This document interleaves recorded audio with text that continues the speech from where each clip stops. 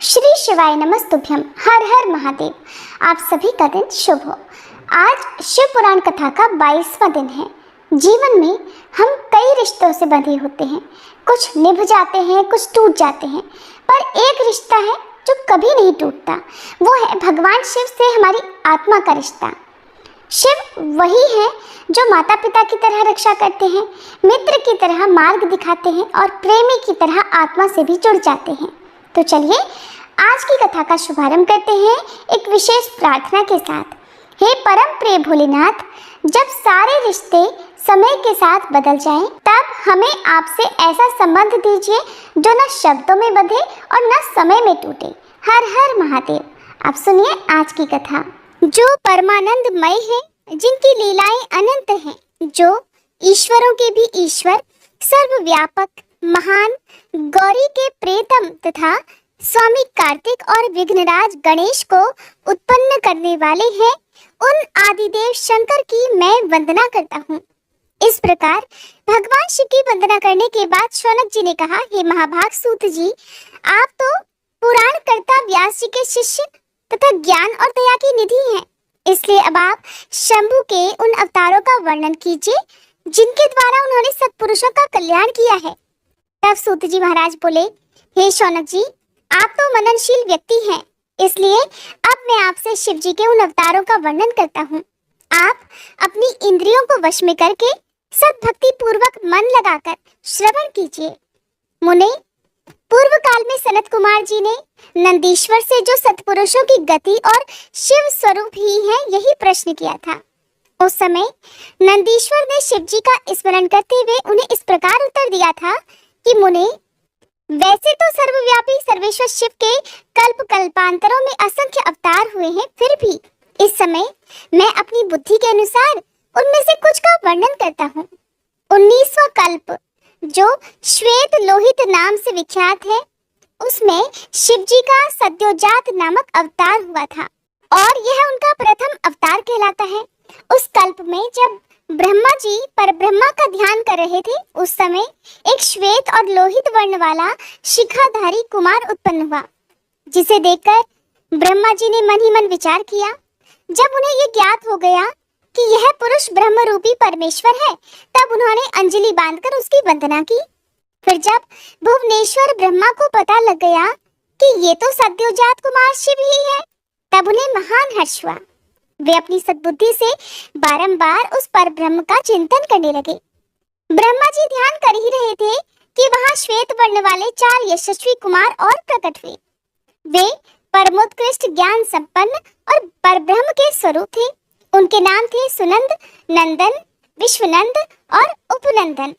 ये सब के सब महात्मा थे और ब्रह्मा जी के शिष्य हुए। इनसे यह ब्रह्मलोक व्याप्त हो गया। तदंतर सद्योजात रूप से प्रकट हुए परमेश्वर शिव ने परम प्रसन्न होकर ब्रह्मा जी को ज्ञान और सृष्टि रचना की शक्ति प्रदान की। इस प्रकार सद्योजात नाम का ये पहला अवतार हुआ। उसके बाद रक्त नाम से प्रसिद्ध 20वां कल्प आया। उस कल्प में ब्रह्मा जी ने रक्त वर्ण का शरीर धारण किया था।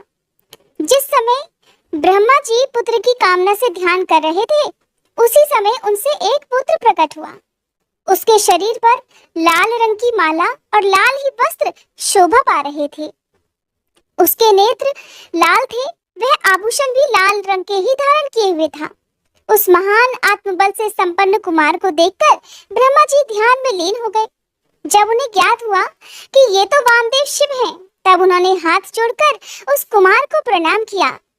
फिर उनके विरजा, विवाह, विशोक और विश्व भावन नाम के 4 पुत्र उत्पन्न हुए, जो सभी लाल वस्त्र धारण किए हुए थे। तब वामदेव रूपधारी परमेश्वर शंभु ने परम प्रसन्न होकर ब्रह्मा जी को ज्ञान और सृष्टि रचना की शक्ति प्रदान की। इस प्रकार वामदेव नामक दूसरा अवतार हुआ। इसके बाद 21वां कल्प आया, जो कि पीतवासा नाम से जाना जाता था। उस कल्प में महाभाग ब्रह्मा पीत वस्त्रधारी हुए। जब वे पुत्र की कामना से ध्यान कर रहे थे, तो उस समय उनसे एक महान तेजस्वी कुमार उत्पन्न हुआ। उस प्रौढ़ कुमार की भुजाएं विशाल थी और उसके शरीर पर पीतांबर शोभा पा रहा था। उस ध्यान मगन बालक को देखकर ब्रह्मा जी ने अपनी बुद्धि के बल से उसे तत्पुरुष शिव समझा। फिर उन्होंने ध्यान युक्त मन से संपूर्ण लोकों द्वारा नमस्कृत महादेवी शांकरी गायत्री अर्थात तत्पुरुषाय विद्महे महादेवाय धीमहि का जप करके उन्हें नमस्कार किया, जिससे महादेव प्रसन्न हो गए। फिर उनके पार्श्वभाग से पीत वस्त्रधारी दिव्य कुमार प्रकट हुए। वे सब के सब योग मार्ग के प्रवर्तक हुए। इस प्रकार तत्पुरुष नाम का तीसरा अवतार हुआ। फिर स्वयंभू ब्रह्मा जी के उस पीतवर्ण नामक कल्प के बीत जाने पर पुनः दूसरा कल्प प्रवृत्त हुआ। उसका नाम शिव था। जब एकार्णव की दशा में 1 सहस्त्र दिव्य वर्ष व्यतीत हो गए, तब ब्रह्मा जी प्रजाओं की सृष्टि करने की इच्छा से दुखी होकर विचार करने लगे। उस समय उन महातेजस्वी ब्रह्मा जी के समक्ष एक कुमार उत्पन्न हुआ। उस महापराक्रमी बालक के शरीर का रंग काला था। वह अपने तेज से उद्दीप्त हो रहा था तथा काला वस्त्र, काली पगड़ी और काला यज्ञोपवीत धारण किए हुए था।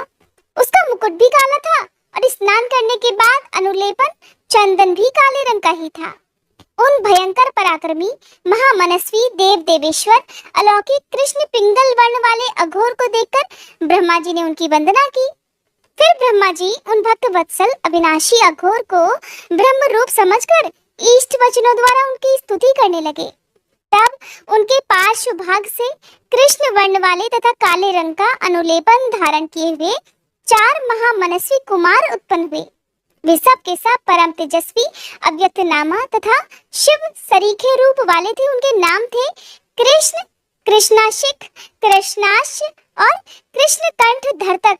इस प्रकार उत्पन्न होकर इन महात्माओं ने ब्रह्मा जी की सृष्टि की रचना के निमित्त महान अद्भुत घोर नामक योग का प्रचार किया। ये अघोर नामक भगवान शिव का चौथा अवतार हुआ। हे मुनीश्वरों, फिर ब्रह्मा जी का दूसरा कल्प प्रारंभ हुआ।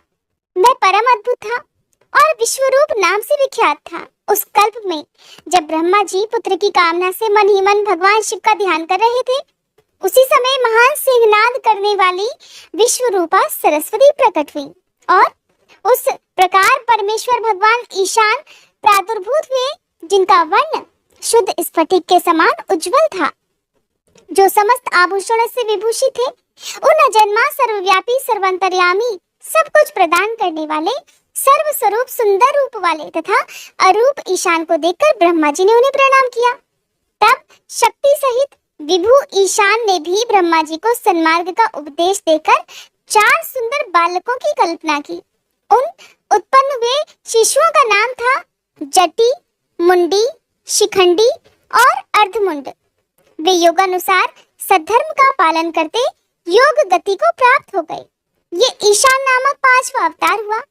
हे सर्वज्ञ सनत कुमार जी, इस प्रकार मैंने जगत की हित कामना से सद्योजात आदि अवतारों का प्राकट्य संक्षेप से वर्णन किया। उनका वह सारा लोक हितकारी व्यवहार यथार्थ तथ्य रूप से ब्रह्मांड में वर्तमान है। महेश्वर की ईशान, पुरुष, घोर, वामदेव और ब्रह्म, ये 5 मूर्तियां विशेष रूप से प्रसिद्ध हैं और इनमें ईशान, जो कि शिव स्वरूप तथा सबसे बड़ा है, पहला कहा जाता है। वह साक्षात प्रकृति के भोक्ता क्षेत्र में निवास करता है। शिव जी का दूसरा स्वरूप तत्पुरुष नाम से विख्यात है। वह गुणों के आश्रय रूप तथा भोग्य सर्वज्ञ में अधिष्ठात है। पिनाकधारी शिव का जो अघोर नामक तीसरा स्वरूप है, वह धर्म के लिए अंगों सहित बुद्धि तत्व का विस्तार करके अंदर विराजमान रहता है। वामदेव नाम वाला शंकर जी का चौथा स्वरूप अहंकार का अधिष्ठान है। वह सदा अनेक प्रकार का कार्य करता रहता है। विचारशील बुद्धिमानों का कथन है कि शंकर जी का ईशान संज्ञक स्वरूप सदा कर्ण, वाणी और सर्वव्यापी आकाश का अधीश्वर है और महेश्वर का पुरुष नामक रूप त्वक, पाणी और स्पर्श गुण विशिष्ट वायु का स्वामी है। मनीषीगण अघोर नाम वाले रूप को शरीर, रस, रूप और अग्नि का अधिष्ठान बतलाते हैं। शंकर जी का वामदेव संज्ञक स्वरूप रसना, पायु, रस और जल का स्वामी कहा जाता है। इस प्रकार कल्याणकारी मनुष्यों को शंकर जी के इन स्वरूपों की सदा प्रयत्न पूर्वक वंदना करनी चाहिए। जो मनुष्य इन सद्योजात आदि अवतारों के प्राकट्य को पढ़ता अथवा सुनता है, वह इस जगत में समस्त काम्य भोगों का उपभोग करके अंत में परम गति को प्राप्त हो जाता है। अब भगवान शिव के अष्टमूर्तियों का तथा अर्ध नारी रूप का विस्तार पूर्वक वर्णन भी सुनिए।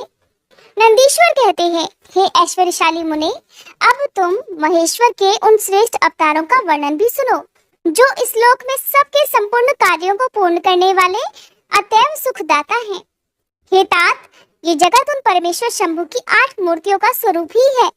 जैसे सूत में मड़ियां पिरोई रहती है, उसी प्रकार ये विश्व उन अष्टमूर्तियों में व्याप्त होकर स्थित है। ये प्रसिद्ध 8 मूर्तियां ये हैं: शर्व, भव, रुद्र, उग्र, भीम, पशुपति, ईशान और महादेव।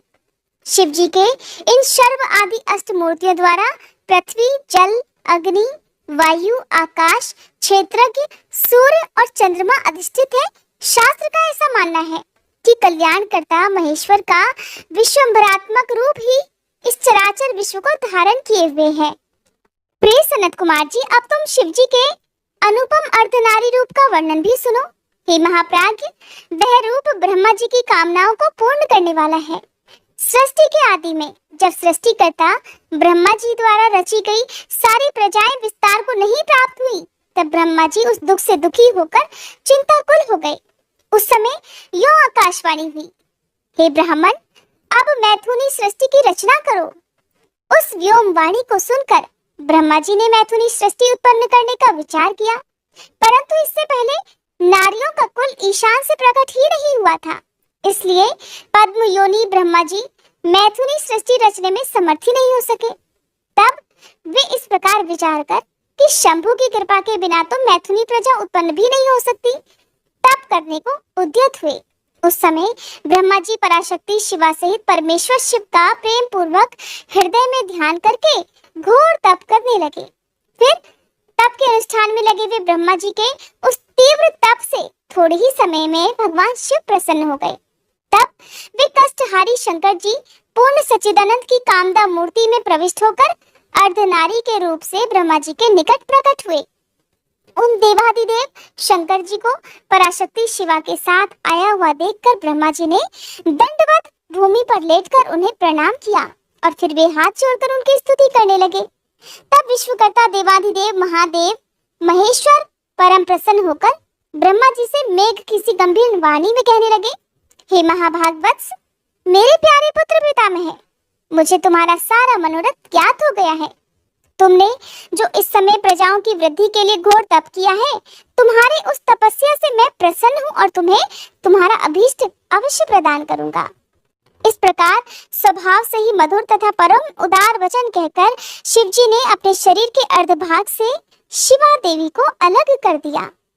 तब शिव जी से अलग हुई प्रकट हुई उन परमा शक्ति को देखकर ब्रह्मा जी विनम्र भाव से प्रणाम करके उनसे इस प्रकार प्रार्थना करने लगे, हे शिवे, सृष्टि के आरंभ में तुम्हारे पति देवाधिदेव परमात्मा शंभु ने मेरी सृष्टि की थी और मेरे द्वारा सारी प्रजाओं की रचना की थी। शिवे, तब मैंने देवता आदि समस्त प्रजाओं की मानसिक सृष्टि की, परंतु बारंबार रचना करने पर भी उनकी वृद्धि नहीं हो रही है। इसलिए अब मैं स्त्री पुरुष के समागम से उत्पन्न होने वाली सृष्टि का निर्माण करके अपनी सारी प्रजाओं की वृद्धि करना चाहता हूँ, किंतु अभी तक तुमसे अक्षय नारी कुल का प्राकट्य ही नहीं हुआ है। इस कारण नारी कुल की सृष्टि करना तो हे देवी मेरी शक्ति के बाहर है। क्योंकि सारी शक्तियों का उद्गम स्थान तुम ही हो, इसलिए मैं तुम अखिलेश्वरी परमा शक्ति से प्रार्थना करता हूँ। हे शिवे, तुम्हें मैं नमस्कार करता हूँ। तुम मुझे नारी कुल की सृष्टि करने के लिए शक्ति प्रदान करो, क्योंकि हे शिवप्रिय, इसी को तुम चराचर जगत की उत्पत्ति का कारण समझो। हे वरदेश्वरी, मैं तुमसे एक और वर की याचना करता हूँ। हे जगन माता, कृपा करके आप उसे भी मुझे दे दीजिए। मैं तुम्हारे चरणों में नमस्कार करता हूँ, और वो वर ये है कि हे सर्वव्यापिनी जगत जननी, तुम चराचर जगत की वृद्धि के लिए अपने एक सर्वसमर्थ रूप से मेरे पुत्र दक्ष की पुत्री हो जाओ। ब्रह्मा जी द्वारा इस प्रकार याचना किए जाने पर परमेश्वरी देवी शिवा ने तथास्तु ऐसा ही होगा कहकर वह शक्ति ब्रह्मा जी को प्रदान कर दी। सुतराम जगन्मयी शिव शक्ति शिवा देवी ने अपनी भौहों के मध्य भाग से अपने ही समान प्रभावशाली एक शक्ति की रचना की।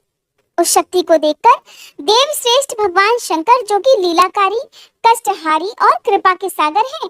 हंसते हुए जगदम्बिका से इस प्रकार बोले, देवी, परमेश जी ब्रह्मा ने तपस्या द्वारा तुम्हारी आराधना की है, इसलिए अब तुम उन पर प्रसन्न हो जाओ और उनका सारा मनोरथ भी पूर्ण कर दो। तब शिवा देवी ने परमेश्वर शिव की उस आज्ञा को सिर झुकाकर ग्रहण किया और ब्रह्मा जी के कहे अनुसार दक्ष की पुत्री होना स्वीकार कर लिया। मुने, इस प्रकार शिवा देवी ब्रह्मा को अनुपम शक्ति प्रदान करके शंभु के शरीर में प्रविष्ट हो गई। फिर भगवान शंकर भी तुरंत ही अंतर ध्यान हो गए। तभी से इस लोक में स्त्री भाग की कल्पना हुई और मैथुनी सृष्टि चल पड़ी। इससे ब्रह्मा जी को महान आनंद प्राप्त हुआ। तात, इस प्रकार मैंने तुमसे शिव जी के महान अनुपम अर्धनारीश्वर स्वरूप का वर्णन कर दिया, जो कि सत्पुरुषों के लिए मंगलदायक है। नंदीश्वर कहते हैं, हे सर्वज्ञ सनत कुमार जी, एक बार रुद्र ने हर्षित होकर श्री ब्रह्मा जी से शंकर जी के चरित्र का प्रेम पूर्वक वर्णन किया था। वह चरित्र सदा परम सुखदायक है, अब तुम उसे श्रवण करो। भगवान का वह चरित्र इस प्रकार है। शिव जी ने कहा था, हे ब्राह्मण, वराह कल्प के 7वें मनवंतर में संपूर्ण लोगों को प्रकाशित करने वाले भगवान कल्पेश्वर, जो तुम्हारे प्रपौत्र हैं, वैवस्वत मनु के पुत्र होंगे। तब उस मनवंतर की चतुर्युगियों के किसी द्वापर युग में मैं लोगों पर अनुग्रह करने और ब्राह्मणों का हित करने के लिए प्रकट होऊंगा। हे ब्राह्मण, युग प्रवृत्ति के अनुसार उस प्रथम चतुर्युगी के प्रथम द्वापर युग में जब प्रभु स्वयं ही व्यास होंगे, तब मैं उस कलयुग के अंत में ब्राह्मणों के हितार्थ शिवा सहित श्वेत नामक महामुनि होकर प्रकट होऊंगा। उस समय हिमालय के रमणीय शिखर छागल नामक पर्वत श्रेष्ठ पर मेरे शिखाधारी 4 शिष्य उत्पन्न होंगे। उनके नाम होंगे श्वेत, श्वेतशिख, श्वेताश्व और श्वेतल लोहित। वे चारों ध्यान योग के आश्रय से मेरे नगर में जाएंगे। वहां वे मुझ अविनाशी को तत्वतः जानकर मेरे भक्त हो जाएंगे तथा जन्म, जरा और मृत्यु से रहित होकर पर ब्रह्म की समाधि में लीन रहेंगे। वत्स पितामह, उस समय मनुष्य ध्यान के अलावा दान, धर्म आदि कर्म हेतु के साधनों द्वारा मेरा दर्शन नहीं प्राप्त कर पाएंगे। दूसरे द्वापर में प्रजापति सत्य व्यास होंगे। उस समय मैं कलयुग में सुतार नाम से उत्पन्न होऊंगा। वहां भी मेरे दुंदुभी, शत्रुप, ऋषिक तथा केतुमान नामक 4 वेदवादी द्विज शिष्य होंगे। वे चारों ध्यान योग के बल से मेरे नगर को जाएंगे और मुझ अविनाशी को तत्वतः जानकर मुक्त हो जाएंगे। तीसरे द्वापर में जब भार्गव नामक व्यास होंगे, तब मैं भी नगर के निकट ही दमन नाम से प्रकट होऊंगा। उस समय भी मेरे विशोक, विशेष, विपाप और पाप नाशन नामक 4 पुत्र होंगे। हे चतुरानन, उस अवतार में मैं शिष्यों को साथ लेकर व्यास जी की सहायता करूंगा और उस कलयुग में निवृत्ति मार्ग को सुदृढ़ बनाऊंगा। चौथे द्वापर में जब अंगिरा व्यास कहे जाएंगे, उस समय मैं सुहोत्र नाम से अवतार लूंगा।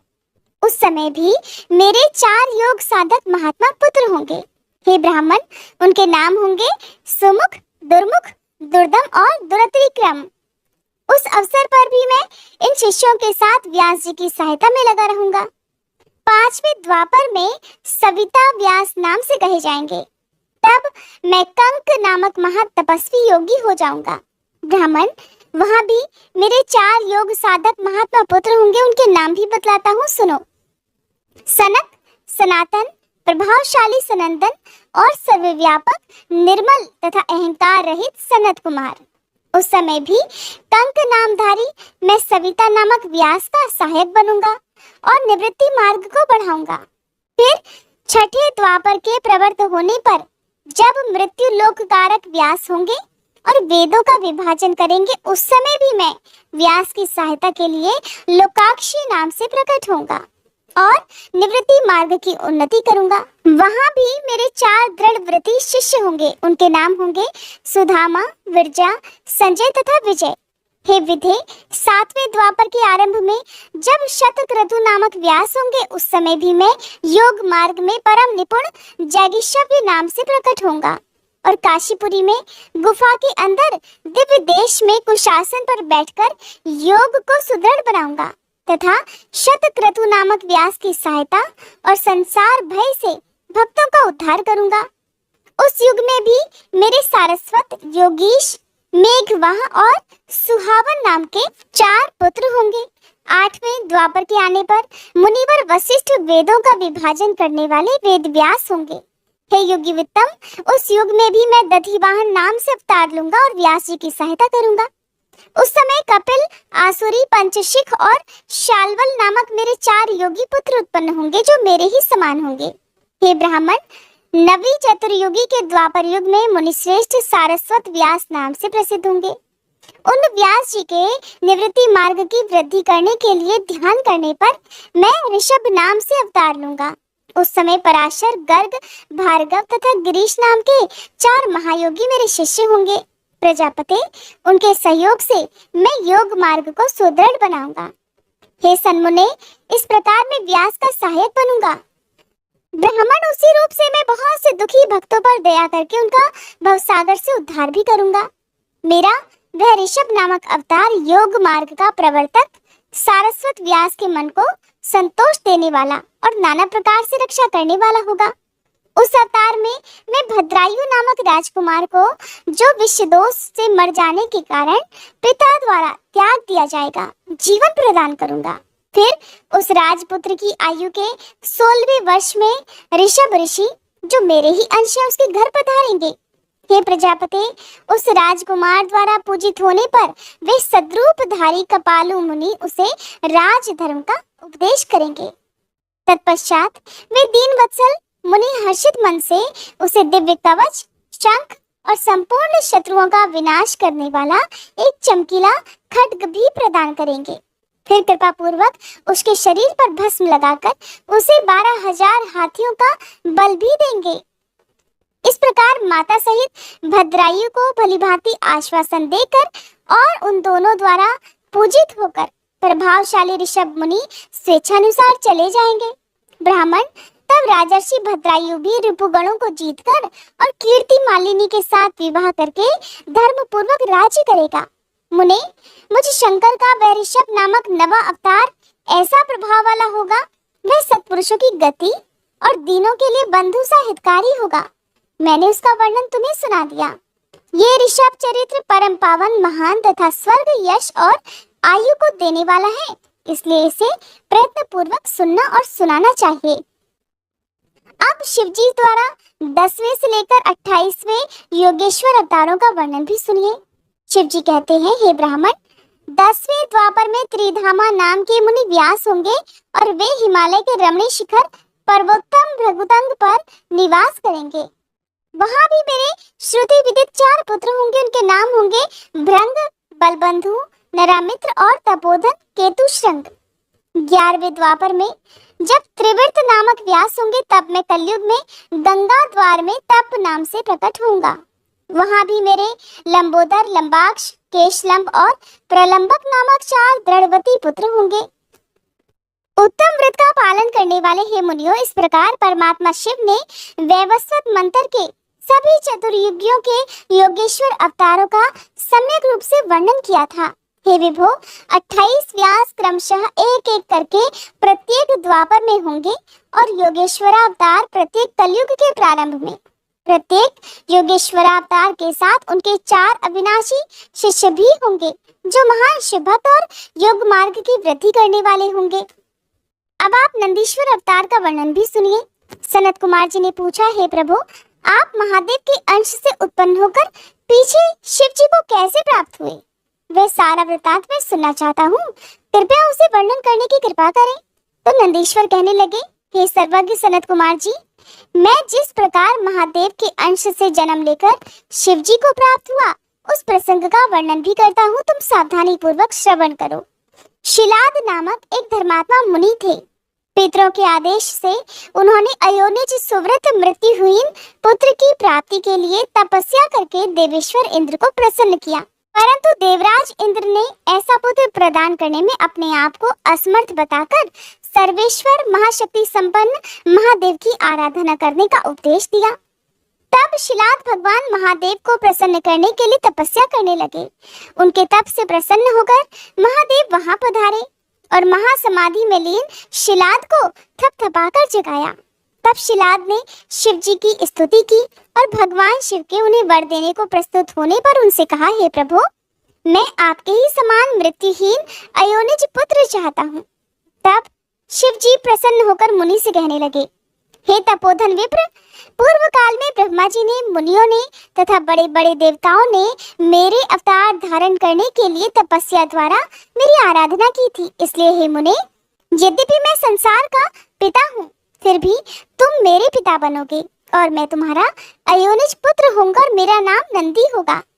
नंदीश्वर कहते हैं, हे मुने, ऐसा कहकर कृपालु शंकर ने अपने चरणों में प्रणिपत करके सामने खड़े हुए शिलाद मुनि की ओर कृपा दृष्टि से देखा और उन्हें ऐसा आदेश देकर वे तुरंत ही उमा सहित वहीं अंतर्ध्यान हो गए। महादेव जी के चले जाने के बाद महामुनि शिलाद ने अपने आश्रम में आकर ऋषियों से वह सारा वृतांत कह सुनाया। कुछ समय बीत जाने के बाद जब यज्ञ वेताओं में श्रेष्ठ मेरे पिताजी यज्ञ करने के लिए यज्ञ क्षेत्र को जोत रहे थे, उसी समय मैं शंभु जी की आज्ञा से यज्ञ के पहले ही उनके शरीर से उत्पन्न हो गया। उस समय मेरे शरीर की प्रभा युगांत कालीन अग्नि के समान थी। तब सारी दिशाओं में प्रसन्नता छा गई और शिलाद मुनि की भी बड़ी प्रशंसा हुई। उधर शिलाद ने भी जब मुझ बालक को प्रलयकालीन सूर्य और अग्नि के समान प्रभाशाली, त्रिनेत्र, चतुर्भुज, प्रकाशमान, जटा मुकुटधारी, त्रिशूल आदि आयुधों से युक्त सर्वथा रुद्र रूप में देखा, तब वे महान आनंद में निमग्न हो गए और मुझ प्रणम्य को नमस्कार करते हुए कहने लगे। मुनि शिलाद बोले, हे सुरेश्वर, क्योंकि तुमने नंदी नाम से प्रकट होकर मुझे आनंदित किया है, इसलिए मैं तुम आनंदमय जगदीश्वर को नमस्कार करता हूँ। नंदीश्वर कहते हैं, हे मुने, फिर जैसे निर्धन को धन प्राप्त हो जाने से प्रसन्नता होती है, ठीक उसी प्रकार मेरी प्राप्ति से हर्षित होकर मेरे पिताजी ने महेश्वर की भली भांति वंदना की और फिर मुझे लेकर वे शीघ्र ही अपनी पर्णशाला अर्थात कुटिया को चल दिए। महामुने, जब मैं शिलाद मुनि की कुटिया में पहुंच गया, तब मैंने अपने उस रूप का परित्याग करके मनुष्य रूप को धारण कर लिया। फिर शालंकायन नंदन पुत्र वत्सल शिलाद ने मेरे जात कर्म आदि सभी संस्कार संपन्न किए। फिर 5वें वर्ष में पिताजी ने मुझे सांगोपांग संपूर्ण वेदों का और अन्य शास्त्रों का भी अध्ययन कराया। 7वां वर्ष पूरा होने पर भगवान शिव की आज्ञा से मित्र और वरुण नाम के मुनि मुझे देखने के लिए पिताजी के आश्रम पर पधारे। शिलाद मुनि ने उनकी पूरी आवभगत की। जब वे दोनों महात्मा मुनिवर आनंद पूर्वक आसन पर विराजमान हुए, तब मेरी ओर बारंबार निहार कर बोले, तात शिलाद, यद्यपि तुम्हारा पुत्र नंदी संपूर्ण शास्त्रों के अर्थों का परागामी विद्वान है, फिर भी इसकी आयु तो बहुत थोड़ी है और हमने बहुत तरह से विचार करके भी देख लिया, परंतु इसकी आयु 1 वर्ष से ज्यादा नहीं दिखती। उन विप्रवरों के ऐसा कहने पर पुत्र वत्सल शिलाद नंदी को छाती से लिपटाकर दुख से व्याकुल होकर फूट फूट कर रोने लगे।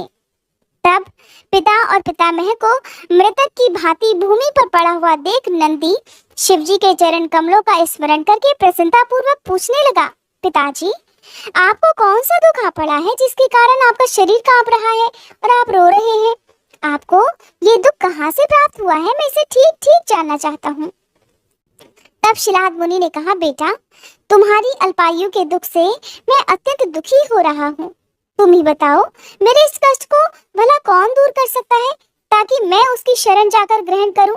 तो पुत्र बोला, पिताजी, मैं आपके सामने शपथ लेता हूँ और ये बिल्कुल सत्य बात मैं कह रहा हूँ कि चाहे देवता, दानव, यम, काल तथा अन्य प्राणी ये सब के सब मिलकर मुझे मारना चाहे तो भी मेरी बाल्यकाल में मृत्यु नहीं होगी, इसलिए आप दुखी मत होइए। तो पिता ने पूछा, मेरे प्यारे लाल, तुमने भला ऐसा कौन सा तप किया है या तुम्हें ऐसा कौन सा ज्ञान, योग या ऐश्वर्य प्राप्त है जिसके बल पर तुम इस दारुण दुख को नष्ट कर दोगे? तो पुत्र नंदी ने कहा, तात, मैं ना तो तपस्या से मृत्यु को हटाऊंगा और ना ही विद्या से। मैं महादेव जी के भजन से मृत्यु को जीत लूंगा, इसके अलावा अन्य कोई उपाय नहीं है। नंदीश्वर कहते हैं, मुने, ऐसा कहकर मैंने सिर झुकाकर पिताजी के चरणों में प्रणाम किया और फिर उनकी परिक्रमा करके उत्तम वन की राह ली। अब आप जानिए नंदीश्वर के जन्म, वर प्राप्ति, अभिषेक और विवाह के वर्णन के बारे में। नंदीकेश्वर कहते हैं, मुने, वन में जाकर मैंने एकांत स्थान में अपना आसन लगाया और उत्तम बुद्धि का आश्रय लेकर मैं उग्र तपस्या में लीन हुआ, जो बड़े बड़े मुनियों के लिए भी दुष्कर था। उस समय मैं नदी के पावन उत्तम तट पर सुदृढ़ रूप से ध्यान लगाकर बैठ गया और एकाग्र तथा समाहित मन से अपने हृदय कमल के मध्य भाग में 3 नेत्र 10 भुजा तथा 5 मुख वाले शांति स्वरूप देवाधिदेव सदाशिव का ध्यान करके रुद्र मंत्र का जप करने लगा। तब उस जप में मुझे तल्लीन देखकर चंद्रार्थ भूषण परमेश्वर महादेव प्रसन्न हो गए और उमा सहित वहां पर पधारकर प्रेम पूर्वक मुझसे बोले, हे शिलाद नंदन, तुमने बड़ा उत्तम तप किया है। तुम्हारी इस तपस्या से संतुष्ट होकर मैं तुम्हें वर देने के लिए आया हूँ। तुम्हारे मन में जो भी अभीष्ट हो वह मांग लो। महादेव जी के ऐसा कहने पर मैं सिर के बल उनके चरणों में लौट गया और फिर बुढ़ापा तथा शोक का विनाश करने वाले परमेशान की स्तुति करने लगा। तब परम कष्टहारी वृषभध्वज परमेश्वर शंभु ने मुझ परम भक्ति संपन्न नंदी को, जिसके नेत्रों में आंसू छलकाए थे और जो सिर के बल चरणों में पड़ा हुआ था, अपने दोनों हाथों से पकड़कर उठा लिया और शरीर पर हाथ फेरने लगे। फिर वे जगदीश्वर गणाध्यक्षों तथा हिमाचल कुमारी पार्वती देवी की ओर दृष्टिपात करके मुझे कृपा दृष्टि से देखते हुए ऐसे कहने लगे, वत्स नंदी, उन दोनों विप्रों को तो मैंने ही भेजा था। महाप्राग, तुम्हें मृत्यु का भय कहाँ? तुम तो मेरे ही समान हो, इसमें तनिक भी संशय नहीं है। तुम अमर, अजर, दुख रहित, अव्यय और अक्षय होकर सदा गणनायक बने रहोगे और पिता तथा सुहृद वर्ग सहित मेरे प्रियजन भी रहोगे। तुम में तो मेरे ही समान बल होगा नंदी। तुम नित्य मेरे पार्श्व भाग में स्थित रहोगे। तुम पर निरंतर मेरा प्रेम बना रहेगा। मेरी कृपा से जन्म, जरा और मृत्यु तुम पर अपना प्रभाव नहीं डाल सकेंगे। नंदीश्वर कहते हैं, मुने, ऐसा कहकर कृपा सागर शंभु ने कमलों की बनी हुई अपनी शिरोमाला को उतारकर तुरंत ही मेरे गले में डाल दिया। हे विप्रवर, उस शुभ माला के गले में पड़ते ही मैं 3 नेत्र और 10 भुजाओं से संपन्न हो गया तथा द्वितीय शंकर सा प्रतीत होने लगा। फिर परमेश्वर शिव ने मेरा हाथ पकड़ पूछा, बताओ अब तुम्हें कौन सा उत्तम वर दूं? फिर उन वृषभध्वज ने अपनी जटा में स्थित हार के समान निर्मल जल को हाथ में लेकर तुम नदी हो जाओ, ऐसा कहकर छोड़ दिया। तब वह जल उत्तम ढंग से बहने वाली स्वच्छ जल से परिपूर्ण महान वेगशालिनी दिव्य रूपा 5 सुंदर नदियों के रूप में प्रवर्तित हो गया। उनके नाम है जटोदका, त्रिस्तोत्रा, वृषध्वनि, स्वर्णोदका और जम्बू नदी। मुने, ये पंचनद शिव जी के पृष्ठभाग की तरह परम शुभ मानी जाती है। महेश्वर के निकट इनका नाम लेने से यह परम पावन हो जाता है। जो मनुष्य पंचनद पर जाकर स्नान और जप करके परमेश्वर शिव का पूजन करता है, वह शिवायुज को प्राप्त हो जाता है, इसमें कोई संशय नहीं। फिर शंभु जी ने उमा से कहा, हे देवी, मैं नंदी का अभिषेक करके इसे ही गणाध्यक्ष बनाना चाहता हूँ। इस विषय में तुम्हारी क्या राय है? तब देवी उमा बोली, देवेश, आप नंदी को गणाध्यक्ष पद प्रदान कर सकते हैं, क्योंकि हे परमेश्वर, ये शिलाद नंदन मेरे लिए पुत्र की तरह है, इसलिए हे नाथ, ये मुझे बहुत ही प्यारा है। फिर भक्त वत्सल भगवान शंकर ने अपने अतुल बलशाली गणों को बुलाकर उनसे कहा, गणनायकों, तुम सब लोग मेरी एक आज्ञा का पालन करो। ये मेरा प्रिय पुत्र नंदीश्वर सभी गणनायकों का अध्यक्ष और गणों का नेता है, इसलिए तुम सब लोग मिलकर इसका और मेरे गणों के अधिपति पद पर प्रेम पूर्वक अभिषेक करो। आज से यह नंदीश्वर तुम लोगों का स्वामी होगा। नंदीश्वर कहते हैं, हे मुने, शंकर जी के ऐसा कहने पर सभी गणनायकों ने एवं अस्तु कहकर उसे स्वीकार कर लिया और वे सामग्री जुटाने में लग गए। फिर सभी देवताओं और मुनियों ने मिलकर मेरा अभिषेक किया। तदंतर मरुतों की मनोहारिणी दिव्य कन्या सुयशा से मेरा विवाह भी करवा दिया। उस समय मुझे बहुत सी दिव्य वस्तुएं मिली। महामुने, इस प्रकार विवाह करके मैंने अपनी उस पत्नी के साथ शंभु, शिवा, ब्रह्मा और श्री हरि के चरणों में प्रणाम किया।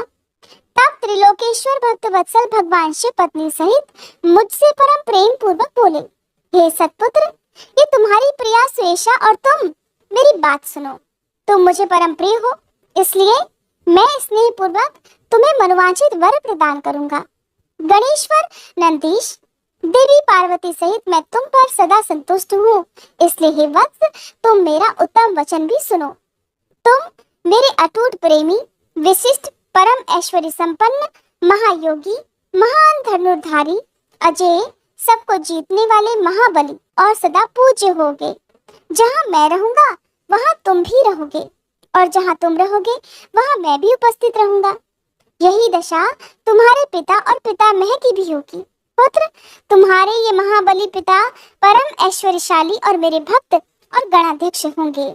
वत्स, यही नियम तुम्हारे पितामह पर भी लागू होंगे। अंत में तुम सब लोग मुझसे वरदान प्राप्त कर मेरा सानिध्य प्राप्त कर सकोगे। नंदीश्वर जी कहते हैं, मुने, फिर महाभागा उमा देवी वर देने के लिए उत्सुक होकर मुझे नंदी से बोली, बेटा, तू मुझसे भी वर मांग ले, मैं तेरी सारी अभीष्ट मनोकामनाओं को जरूर पूर्ण कर दूंगी। तब देवी के उस वचन को सुनकर मैंने हाथ जोड़कर कहा, हे देवी, आपके चरणों में मेरी सदा उत्तम भक्ति बनी रहे। मेरी याचना सुनकर देवी ने कहा, एवमस्तु, ऐसा ही होगा। फिर शिवा नंदी की प्रियतमा पत्नी सुयशा से बोली, देवी ने कहा, वत्से, तुम भी अपना अभीष्ट वर ग्रहण करो। तुम्हारे 3 नेत्र होंगे, तुम जन्म बंधन से मुक्त हो जाओगी और पुत्र पौत्रों से संपन्न रहोगी, तथा तुम्हारी मुझ में और अपने स्वामी में भी अटल भक्ति रहेगी। नंदीश्वर कहते हैं, हे मुने, फिर शिव जी की आज्ञा से परम प्रसन्न हुए ब्रह्मा, विष्णु तथा समस्त देवगणों ने भी प्रेम पूर्वक हम दोनों को वरदान दिए। फिर परमेश्वर शिव कुटुंब सहित मुझे अपनाकर तथा उमा सहित वृक्ष पर आरूढ़ होकर संबंधियों और बांधवों के साथ अपने निवास स्थान को चले गए। तब वहां उपस्थित विष्णु आदि सभी देवता मेरी प्रशंसा तथा शिव शिवा की स्तुति करते हुए अपने अपने धाम को चल दिए। वत्स, इस प्रकार मैंने तुमसे अपने अवतार का वर्णन कर दिया। महामुने, यह मनुष्यों के लिए सदा आनंददायक और शिव भक्ति का वर्धक है। जो श्रद्धालु मनुष्य भक्ति भाव मन से मुझ नंदी के इस जन्म, वर प्राप्ति, अभिषेक और विवाह के वृतांत को सुनेगा अथवा दूसरों को सुनाएगा या पढ़ेगा और दूसरों को पढ़ाएगा, वह इस लोक में संपूर्ण सुखों को भोग कर अंत में परम गति को प्राप्त होगा। यहाँ पर नंदीश्वर भगवान शंकर के अवतारों का वर्णन कर रहे हैं। तदंतर भगवान शंकर के भैरव अवतार का वर्णन करके नंदीश्वर ने कहा, हे महामुने, परमेश्वर शिव उत्तमोत्तम लीलाएं रचने वाले तथा सत्पुरुषों के प्रेमी हैं। उन्होंने मार्गशीर्ष मास के कृष्ण पक्ष की अष्टमी को भैरव रूप से अवतार लिया था। इसलिए जो मनुष्य मार्गशीर्ष मास की कृष्णाष्टमी को काल भैरव के सन्निकट उपवास करके रात में जागरण करता है, वह समस्त पापों से मुक्त हो जाता है। जो मनुष्य कहीं भी भक्ति पूर्वक जागरण सहित इस व्रत को रखेगा, वह भी महापापों से मुक्त होकर सद्गति को प्राप्त हो जाएगा। प्राणियों के लाखों जन्मों में किए हुए जो पाप हैं, वे सब के सब काल भैरव के दर्शन से निर्मल हो जाते हैं। जो मूर्ख काल भैरव के भक्तों का अनिष्ट करता है, वह इस जन्म में दुख भोग कर फिर से दुर्गति को प्राप्त होता है। जो लोग विश्वनाथ के भक्त तो हैं, परंतु काल भैरव की भक्ति नहीं करते, उन्हें महान दुखों की प्राप्ति होती है। काशी में तो इसका विशेष प्रभाव भी पड़ता है। जो मनुष्य काशी में निवास करके काल भैरव का भजन नहीं करता, उसके पाप शुक्ल पक्ष के चंद्रमा की तरह बढ़ते ही रहते हैं। जो काशी में हर सोमवार की कृष्णाष्टमी के दिन कालराज का भजन पूजन नहीं करता, उसका पुण्य कृष्ण पक्ष के चंद्रमा के समान क्षीण हो जाता है।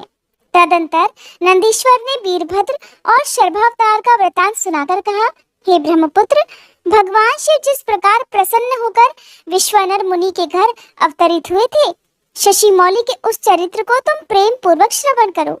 उस समय वे तेज की निधि अग्नि रूप सर्वात्मा परम प्रभु शिव अग्नि लोक के अधिपति रूप से गृहपति नाम से अवतीर्ण हुए थे। पूर्व काल की बात है। नर्मदा नदी के रमणीय तट पर नर्मपुर नाम का एक नगर था। उसी नगर में विश्वानर नाम के एक मुनि निवास किया करते थे। उनका जन्म शांडिल्य गोत्र में हुआ था। वे परम पावन, पुण्यात्मा, शिव भक्त, ब्रह्म तेज के निधि और जितेंद्रिय थे। ब्रह्मचर्याश्रम में उनकी बड़ी निष्ठा थी और वे सदा ब्रह्म यज्ञ में लीन रहा करते। फिर उन्होंने शुचिस्मति नाम की सद्गुणवती कन्या से विवाह कर लिया और वे ब्राह्मणोचित कर्म करते हुए देवता तथा पितरों को प्रिय लगने वाला जीवन बिताने लगे। इस प्रकार जब बहुत सा समय व्यतीत हो गया, तब उन ब्राह्मण की पत्नी शुचिस्मति, जो उत्तम व्रत का पालन करने वाली थी, अपने पति से बोली, प्राणनाथ, स्त्रियों के योग्य जितने आनंदप्रद भोग हैं, उन सबको मैंने आप ही कृपा से आपके साथ रहकर भोग लिया, परंतु नाथ, मेरे हृदय में एक लालसा चिरकाल से वर्तमान है और वह गृहस्थों के लिए उचित भी है। उसे आप पूर्ण करने की कृपा कीजिए। स्वामिन, अगर मैं वर पाने के योग्य हूँ और आप मुझे वर देना चाहते हैं, तो मुझे महेश्वर की तरह पुत्र प्रदान कीजिए। इसके अलावा मैं कोई भी दूसरा वरदान नहीं चाहती। नंदीश्वर कहते हैं, मुने पत्नी की बात सुनकर पवित्र व्रत परायण ब्राह्मण विश्वानर क्षण भर के लिए समाधिस्थ हो गए और हृदय में इस प्रकार विचार करने लगे, अहो, मेरी इस सूक्ष्मांगी पत्नी ने कैसा अत्यंत दुर्लभ वर मांग लिया है। ये तो मेरे मनोरथ पद से बहुत दूर है। अच्छा, शिव जी तो सब कुछ करने में समर्थ हैं और ऐसा लगता है मानो उन शंभु ने ही इसके मुख में बैठकर वाणी रूप से ऐसी बात कही है, नहीं तो दूसरा कौन ऐसा करने में समर्थ हो सकता है। फिर वे एक पत्नी व्रती मुनि विश्वानर पत्नी को आश्वासन देकर वाराणसी में चले गए और घोर तप के द्वारा भगवान शिव के वीरेश लिंग की आराधना करने लगे। इस प्रकार उन्होंने 1 वर्ष पर्यंत भक्ति पूर्वक उत्तम वीरेश लिंग की त्रिकाल अर्चना करते हुए बड़ा कठिन तप किया। 13वां मास आने पर एक दिन वे ब्राह्मण प्रातः काल त्रिपथ गामिनी गंगा जी के जल में स्नान करके जैसे ही वीरेश लिंग के पास पहुंचे, तभी उन तपोधन को उस लिंग के मध्य विभूति भूषित एक बालक दिखाई दिया। उस नग्न शिशु के नेत्र कानों तक फैले हुए थे, होठों पर गहरी लालिमा छाई हुई थी, मस्तक पर पीले रंग की सुंदर जटा सुशोभित थी और मुख पर हंसी खेल रही थी। वह शैशवोचित अलंकार और चिताभस्म धारण किए हुए था और अपनी लीला से हंसता हुआ श्रुति सूक्तों का पाठ कर रहा था। उस बालक को देखकर विश्वानर मुनि कृतार्थ हो गए और आनंद के कारण उनका शरीर रोमांचित हो उठा और बारंबार नमस्कार है ऐसा कहकर वे बड़े प्रसन्न हो उठे। फिर वे अभिलाषा पूर्ण करने वाले 8 पद्यों द्वारा बाल रूपधारी परमानंद स्वरूप शंभु का स्तवन करते हुए बोले, हे भगवान, आप ही एकमात्र अद्वितीय ब्रह्मा हैं। ये सारा जगत आपका ही स्वरूप है, यहाँ अनेक कुछ भी नहीं है। ये बिल्कुल सत्य है कि एकमात्र रुद्र के अलावा दूसरे किसी की सत्ता नहीं है। इसलिए मैं आप महेश की शरण ग्रहण करता हूँ। हे शंभो, आप ही सबके कर्ता हर्ता हैं और जैसे आत्मधर्म एक होते हुए भी अनेक रूप से दिखता है, उसी प्रकार आप भी एक रूप होकर नाना रूपों में व्याप्त हैं। फिर भी आप रूप रहित हैं, इसलिए आप ईश्वर के अलावा मैं किसी दूसरे की शरण नहीं ले सकता। हे प्रभु, न तो आपका कोई गोत्र है, न जन्म है, न नाम है, न रूप है, न शील है और न देश है। ऐसा होने पर भी आप त्रिलोकी के अधीश्वर तथा संपूर्ण कामनाओं को पूर्ण करने वाले हैं, इसलिए मैं आपका भजन करता हूँ। नंदीश्वर कहते हैं, मुने इस प्रकार स्तुति करके विप्रवर विश्वानर हाथ जोड़कर भूमि पर गिरना ही चाहते थे कि तब तक संपूर्ण वृद्धों के भी वृद्ध बाल रूपधारी शिव परम हर्षित होकर उन भूदेव से बोले। बाल रूपी शिव ने कहा, हे मुनि श्रेष्ठ विश्वानर, तुमने आज मुझे संतुष्ट कर दिया है। भूदेव, मेरा मन परम प्रसन्न हो गया है, अब तुम उत्तम वर मांगो। ये सुनकर मुनि श्रेष्ठ विश्वानर धन धन्य हो गए और उनका मन भी हर्षमगन हो गया। तब वे उठकर बाल रूपधारी शंकर जी से इस प्रकार बोले, हे प्रभावशाली महेश्वर, आप तो सर्वंतर्यामी, ऐश्वर्य संपन्न, सर्व तथा भक्तों को सब कुछ दे डालने वाले हैं। भला आपसे कौन सी बात छुपी हुई है? आप तो अंतर्यामी हैं, फिर भी आप मुझे दीनता प्रकट करने वाली यांचा के प्रति आकृष्ट होने के लिए क्यों कह रहे हैं? हे महेशान, ऐसा जानकर आपकी जैसी भी इच्छा हो वैसा कीजिए। नंदीश्वर कहते हैं, मुने पवित्र व्रत में तत्पर विश्वानर के उस वचन को सुनकर पावन शिशु रूपधारी महादेव हंसकर शुचि से बोले, हे शुचे, तुमने अपने हृदय में अपनी पत्नी शुचिस्मति के प्रति जो अभिलाषा कर रखी है वह निस्संदेह थोड़े ही समय में पूर्ण हो जाएगी। यहाँ पर शुचि विश्वानर जी से कहा गया है, महामते, मैं शुचिस्मति के गर्भ से तुम्हारा पुत्र होकर प्रकट हो जाऊंगा और मेरा नाम गृहपति होगा। मैं परम पावन तथा समस्त देवताओं के लिए प्रिय होऊंगा। जो मनुष्य 1 वर्ष तक शिव जी के सन्निकट तुम्हारे द्वारा कहे इस पुण्यमय अभिलाषक स्तोत्र का तीनों समय पाठ करेगा, उसकी सारी अभिलाषाएं वह पूर्ण कर देगा। इस स्तोत्र का पाठ पुत्र, पौत्र और धन का प्रदाता, सर्वथा शांतिकारक, सारी विपत्तियों को दूर करने वाला, स्वर्ग और मोक्ष रूप संपत्ति का कर्ता तथा समस्त कामनाओं को पूर्ण करने वाला है। निसंदेह ये अकेला ही समस्त स्तोत्रों के समान है। नंदीश्वर कहते हैं, मुने, इतना कहकर बाल रूपधारी शंभु, जो सत्पुरुषों की गति है, अंतर्ध्यान हो गए। तब विप्रवर विश्वानर भी प्रसन्न मन से अपने घर को वापस लौट आए। नंदीश्वर ने कहा, हे मुने, अब शंकर जी के उपासना कांड द्वारा सेवित महाकाल आदि 10 अवतारों का वर्णन भी भक्ति पूर्वक सुनो। उनमें पहला अवतार महाकाल नाम से प्रसिद्ध है, जो सत्पुरुषों को भोग और मोक्ष देने वाला है। उस अवतार की शक्ति भक्तों की मनोवांछित कामनाएं पूर्ण करने वाली महाकाली है।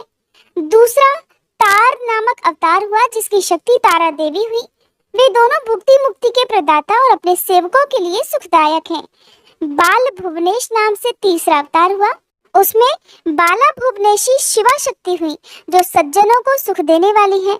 चौथा भक्तों के लिए सुखद और भोग मोक्ष प्रदायक षोडश श्री विद्येश नामक अवतार हुआ और षोडशी श्री विद्या शिवा उसकी शक्ति हुई। पांचवा अवतार भैरव नाम से प्रसिद्ध हुआ, जो सर्वदा भक्तों की कामनाओं को पूर्ण करने वाला है, और इस अवतार की शक्ति का नाम है भैरवी गिरिजा, जो अपने उपासकों की अभीष्ट दायिनी है। छठा शिव अवतार छिन्न मस्तक नाम से कहा जाता है और भक्त कामप्रदा गिरिजा का नाम छिन्नमस्ता है। संपूर्ण मनोरथों के दाता शंभु का 7वां अवतार धूमवान नाम से विख्यात हुआ। उस अवतार में श्रेष्ठ उपासकों की इच्छाएं पूर्ण करने वाली शिवा धूमावती हुई। शिव जी का 8वां सुखदायक अवतार बगलामुख है। उसकी महान शक्ति आनंददायिनी बगलामुखी नाम से विख्यात हुई। 9वां शिव अवतार मातंग नाम से जाना जाता है। उस समय सभी इच्छाओं को पूर्ण करने वाली शर्वाणी मातंगी हुई। शंभु के भुक्ति मुक्ति रूप फल प्रदान करने वाले 10वें अवतार का नाम कमल है, जिसमें अपने भक्तों का सर्वथा पालन करने वाली गिरिजा कमला कहलाई। यही शिव जी के 10 अवतार हैं। और आपको बता दूं कि गुप्त नवरात्रि के दिनों में इन्हीं 10 महाविद्याओं की पूजा भी की जाती है। ये सब के सब भक्तों तथा सत्पुरुषों के लिए सुखदायक और मोक्ष मोक्ष के प्रदाता हैं। जो लोग भगवान शंकर के इन 10 अवतारों की निर्विकार भाव से सेवा करते हैं, उन्हें ये नित्य नाना प्रकार के सुख प्रदान करते रहते हैं। हे मुनि, इस प्रकार मैंने भगवान शंकर के 10 अवतारों का वर्णन भी कर दिया। अब मैं शंकर जी के 11 श्रेष्ठ अवतारों का वर्णन करता हूँ, उन्हें भी सुनो। उन्हें श्रवण करने से भक्तों के जीवन के सारे दुख दूर हो जाते हैं। पूर्व काल की बात है, एक बार देवराज इंद्र आदि समस्त देवता दैत्यों से पराजित हो गए। तब वे भयभीत होकर अपनी पुरी अमरावती को छोड़कर भाग खड़े हुए। इस प्रकार दैत्यों द्वारा अत्यंत पीड़ित हुए वे सभी देवता कश्यप जी के पास गए। वहां उन्होंने परम व्याकुलता पूर्वक हाथ जोड़कर और मस्तक झुकाकर उनके चरणों में अभिवादन किया और उनका भली भांति स्तवन करके आदर पूर्वक अपने आने का कारण प्रकट किया तथा दैत्यों द्वारा पराजित होने से उत्पन्न हुए अपने सारे दुखों को कह सुनाया। तात तब उनके पिता कश्यप जी देवताओं की उस कष्ट कहानी को सुनकर अधिक दुखी नहीं हुए, क्योंकि उनकी बुद्धि तो शिव जी में आसक्त थी। मुने, उन शांत बुद्धि मुनि ने धैर्य धारण करके देवताओं को आश्वासन दिया और स्वयं परम हर्ष पूर्वक विश्वनाथपुरी काशी को चल पड़े। वहां पहुंचकर उन्होंने गंगा जी के जल में स्नान करके अपना नित्य नियम पूरा किया और फिर आदर पूर्वक उमा सहित सर्वेश्वर भगवान विश्वनाथ की भली भांति पूजा अर्चना की। फिर शंभु के दर्शन के उद्देश्य से एक शिवलिंग की स्थापना करके वे देवताओं के हितार्थ परम प्रसन्नता पूर्वक घोर तपस्या करने लगे। हे मुने, शिव जी के चरण कमलों में आसक्त मन वाले धैर्यशाली मुनिवर कश्यप जी को जब इस प्रकार तपस्या करते हुए बहुत अधिक समय बीत गया, तब सत्पुरुषों की गति स्वरूप भगवान शंकर अपने चरणों में तल्लीन मन वाले कश्यप ऋषि को वर देने के लिए वहां प्रकट हो गए। भक्त वत्सल महेश्वर परम प्रसन्न तो थे ही, अतः वे अपने भक्त मुनिवर कश्यप से बोले, वर मांगो। उन महेश्वर को देखते ही प्रसन्न बुद्धि वाले देवताओं के पिता कश्यप जी हर्षमगन हो गए और हाथ जोड़कर उनके चरणों में नमस्कार करके स्तुति करते हुए यूं बोले, महेश्वर, मैं सर्वथा आपकी शरण में हूँ। हे स्वामिन, देवताओं के दुख का विनाश करके मेरी इच्छा पूर्ण कीजिए।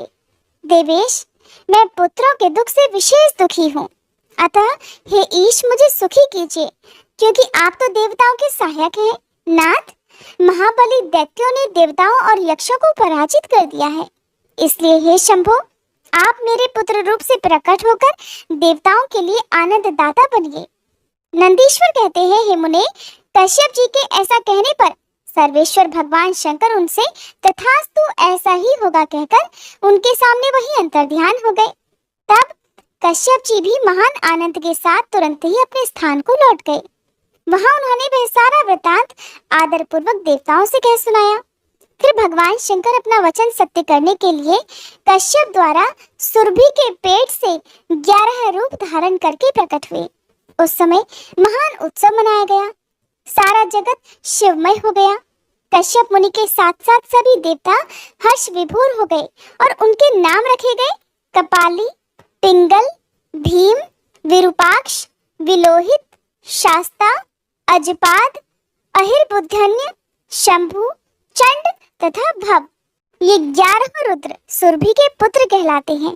ये सुख के आवास स्थान है तथा देवताओं की कार्य सिद्धि के लिए विशेष रूप से शिव रूप से उत्पन्न हुए। ये कश्यप नंदन वीरवर रुद्र महान बल पराक्रम संपन्न थे और इन्होंने संग्राम में देवताओं की सहायता करके दैत्यों का संहार कर डाला। इन्हीं रुद्रों की कृपा से देवराज इंद्र आदि देवगण दैत्यों को जीतकर निर्भय हो गए। उनका मन स्वस्थ हो गया और वे अपना अपना राज्य कार्य संभालने लगे। अब भी शिव स्वरूपधारी वे सभी महारुद्र देवताओं की रक्षा के लिए सदा स्वर्ग में विराजमान रहते हैं। तात, इस प्रकार मैंने तुमसे शंकर जी के 11 रुद्र अवतारों का वर्णन भी कर दिया। ये सभी समस्त लोगों के लिए सुखदायक हैं। ये निर्मल आख्यान संपूर्ण पापों का विनाशक, धन, यश और आयु का प्रदाता तथा सभी मनोरथों को पूर्ण करने वाला है। नंदीश्वर कहते हैं, हे मुने, अब तुम शंभु के एक दूसरे चरित्र को, जिसमें शंकर जी धर्म के लिए दुर्वासा होकर प्रकट हुए थे, प्रेम पूर्वक श्रवण करो। अनुसुया के पति ब्रह्मवेता तपस्वी अत्रि ने ब्रह्मा जी के निर्देशानुसार एक बार पत्नी सहित ऋषिकुल पर्वत पर जाकर पुत्र कामना से घोर तप किया। उनकी तपस्या से प्रसन्न होकर श्री ब्रह्मा, विष्णु और महेश तीनों उनके आश्रम पर गए। उन्होंने कहा, हम तीनों संसार के ईश्वर हैं। हमारे अंश से तुम्हारे 3 पुत्र होंगे जो त्रिलोकी में विख्यात तथा माता पिता का यश बढ़ाने वाले होंगे। ऐसा कहकर वे चले गए। ब्रह्मा जी के अंश से चंद्रमा हुए, जो देवताओं के समुद्र में डाले जाने पर समुद्र से प्रकट हुए। श्री हरि के अंश से श्रेष्ठ संन्यास पद्धति को प्रचलित करने वाले दत्त उत्पन्न हुए और रुद्र के अंश से मुनिवर दुर्वासा ने जन्म लिया। इन दुर्वासा ने महाराज अम्बरीश की परीक्षा ली थी। जब सुदर्शन चक्र ने इनका पीछा किया, तब शिव जी के आदेश से अम्बरीश के द्वारा प्रार्थना करने पर चक्र शांत हुआ था। इन्होंने भगवान राम की परीक्षा भी ली। ताल ने मुनि का वेश धारण करके श्री राम के सामने ये शर्त रख दी थी कि मेरे साथ बात करते समय श्री राम के पास कोई ना आए, जो आएगा उसका निर्वासन कर दिया जाएगा। दुर्वासा जी ने हट करके लक्ष्मण जी को भेजा। तब श्री राम ने तुरंत ही लक्ष्मण जी का त्याग कर दिया। इन्होंने भगवान श्री कृष्ण की भी परीक्षा ली और उनको श्री रुक्मणी सहित रथ में जोता। इस प्रकार दुर्वासा मुनि ने अनेकों विचित्र चरित्र किए। मुने, अब इसके बाद तुम हनुमान जी का चरित्र भी सुनो। हनुमत रूप से शिव जी ने बड़ी उत्तम लीलाएं की हैं। विप्रवर, इसी रूप से महेश्वर ने भगवान राम का परम हित किया था। वह सारा चरित्र सब प्रकार के सुखों का दाता है, उसे तो प्रेम पूर्वक सुनो। एक समय की बात है, जब अत्यंत अद्भुत लीला करने वाले गुणशाली भगवान शंभु को विष्णु के मोहिनी रूप का दर्शन प्राप्त हुआ, तब वे कामदेव के बाणों से आहत हुए की तरह क्षुब्ध हो उठे। उस समय उन परमेश्वर ने राम कार्य की सिद्धि के लिए अपना वीर्यपात किया। तब सप्तऋषियों ने उस वीर्य को पत्र पुटक में स्थापित कर दिया, क्योंकि शिव जी ने ही राम कार्य के लिए आदर पूर्वक उनके मन में प्रेरणा की थी। फिर उन महर्षियों ने शंभु के उस वीर्य को राम कार्य की सिद्धि के लिए गौतम कन्या अंजनी में कान के रास्ते स्थापित कर दिया। तब समय आने पर उस गर्भ से शंभु महान बल पराक्रम संपन्न वानर शरीर धारण करके उत्पन्न हुए। उनका नाम हनुमान रखा गया। महाबली कपीश्वर हनुमान जब शिशु ही थे, उसी समय उदय होते हुए सूर्य बिंब को छोटा सा फल समझकर तुरंत ही निकल गए। जब देवताओं ने उनकी प्रार्थना की, तब उन्होंने उसे महाबली सूर्य जानकर उगल भी दिया। तब देवर्षियों ने उन्हें शिव जी का अवतार माना और बहुत सारा वरदान भी दिया। तदंतर हनुमान जी अत्यंत हर्षित होकर अपनी माता के पास गए और उन्होंने ये सारा वृतांत आदर पूर्वक कह सुनाया। फिर माता की आज्ञा से धीर वीर कपि हनुमान ने नित्य सूर्य के निकट जाकर उनसे अनायास ही सारी विद्याएं सीख ली। फिर रुद्र के अंशभूत कपि श्रेष्ठ हनुमान सूर्य की आज्ञा से सूर्यांश से उत्पन्न हुए सुग्रीव के पास चले गए। इसके लिए उन्हें अपनी माता से भी आज्ञा मिल चुकी थी। फिर नंदीश्वर ने भगवान राम का समस्त चरित्र संक्षेप से वर्णन करके कहा, हे मुने, इस प्रकार कपि श्रेष्ठ हनुमान ने सभी तरह से भगवान श्री राम का कार्य भी पूरा किया, तरह तरह की लीलाएं की, असुरों का मान मर्दन किया, भूतल पर राम भक्ति की स्थापना की और खुद भक्ताग्रणी होकर राम सीता को सुख भी प्रदान किया। वे रुद्रावतार ऐश्वर्यशाली हनुमान लक्ष्मण जी के प्राणदाता, सभी देवताओं की गर्भहारी और भक्तों का उद्धार करने वाले हैं। महावीर हनुमान सदा राम कार्य में लीन रहने वाले, लोकों में रामदूत नाम से विख्यात, दैत्यों के संहारक और भक्त वत्सल हैं। हे तात, इस प्रकार मैंने हनुमान जी का श्रेष्ठ चरित्र जो धन, कीर्ति और आयु को बढ़ाने वाला तथा सभी इच्छाओं को पूर्ण करने वाला है, तुमसे वर्णन कर दिया। जो मनुष्य इस चरित्र को भक्ति पूर्वक सुनता है अथवा समाहित चित्त से दूसरों को सुनाता है, वह इस लोक में सभी सुखों को भोगकर अंत में परम मोक्ष को प्राप्त कर लेता है। जय भोलेनाथ। आज के अध्याय में बस इतना ही। इसके आगे की कथा आप सभी कल के अध्याय में जरूर सुनिएगा। आइए अब हम सभी सच्चे मन से भगवान शिव से क्षमा प्रार्थना करें। हे भोलेनाथ, अगर इस कथा के श्रवण, वाचन या स्मरण के दौरान हमारे मन, वाणी या कर्म से कोई भी त्रुटि हो गई हो, तो हम आपसे हाथ जोड़कर प्रार्थना करते हैं, कृपया हमें क्षमा करें। प्रभु, हमारी समझ सीमित है परंतु श्रद्धा असीम है। अगर किसी पवित्र प्रसंग को हमने अधूरा समझा, अधूरा सुना या फिर किसी दिव्यता को पूरी तरह व्यक्त नहीं कर सके, तो ये केवल हमारी अल्प बुद्धि है। उसकी दोषिता हमारी नहीं बल्कि हमारी अवस्था की है। आप तो दयालु हैं, कृपामय हैं, भक्तों के हर अपराध को क्षमा कर देने वाले हैं। हे भोलेनाथ, हमारी इस भक्ति यात्रा को स्वीकार करें और हमारे दोषों को नष्ट करके हमें अपनी शरण में रखें। हे नीलकंठ, इस अध्याय को आपने ही आरंभ करवाया और आप ही इसे पूर्ण करें। आपकी कृपा से हम हर दिन आपकी ओर निकट आते रहें, यही हमारी सबसे बड़ी कामना है। हर हर महादेव। आइए अब श्रवण करते हैं भगवान भोलेनाथ की आरती। कर्पूर गौरम करुणावतारम संसार सारम भुजगेन्द्रहारम सदा वसंतं हृदयारविंदे भवं भवानी सहितं नमामि। जय शिव ओंकारा, भज शिव ओंकारा, ब्रह्मा विष्णु सदा शिव, ब्रह्मा विष्णु सदा शिव, अर्धांगी धारा। जय शिव ओंकारा, एकानन चतुरानन पंचानन राजे, प्रभु पंचानन राजे। हंसानन गरुडासन, हंसानन गरुडासन, वृषवाहन साजे। जय शिव ओंकारा। दो भुज चार चतुर्भुज, दस भुज अति सोहे। प्रभु दस भुज अति सोहे, तीनों रूप निखरते, तीनों रूप निखरते, त्रिभुवन जन मोहे। जय शिव ओंकारा। छर माला वन माला, गरुड़ माला धारी। प्रभु गरुड़ माला धारी, त्रिपुरारी कंसारी, त्रिपुरारी कंसारी, करमाला धारी। जय शिव ओंकारा। श्वेतांबर पीतांबर, बाघंबर अंगे। प्रभु बाघंबर अंगे। सनकादि गरुडादिक, सनकादिक गरुडादिक, भूतादिक संगे। कर मध्ये कुशमंडलु, चक्र त्रिशूलधारी। प्रभु चक्र त्रिशूलधारी।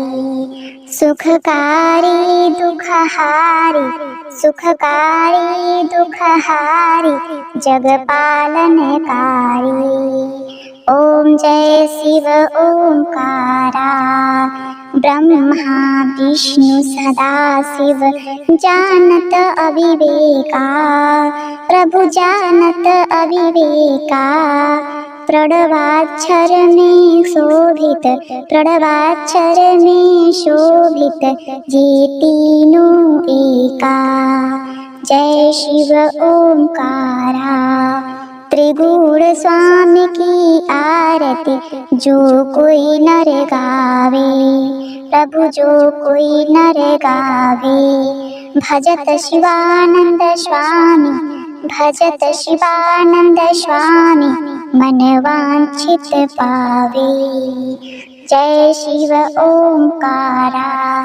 जय शिव ओंकारा। भज शिव ओंकारा। ब्रह्मा विष्णु सदा शिव, अर्धांगी धारा। जय शिव ओंकारा।